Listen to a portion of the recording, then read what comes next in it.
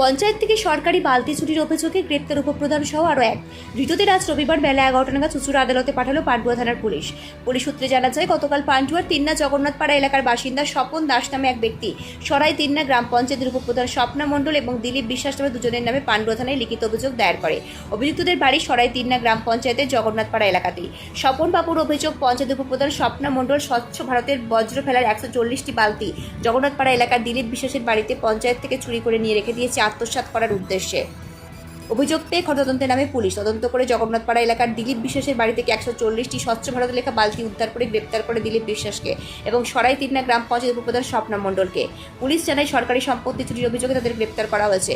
দ্বিতীয় দুজনের আজ রবিবার বেলা 11টা নাগাদ চুঁচুড়া আদালতে পাঠালো পান্ডুয়া থানার পুলিশ। ঘটনার আরও তদন্ত করে দেখছে পুলিশ। ব্যুরো রিপোর্ট, আমার বাংলা নিউজ।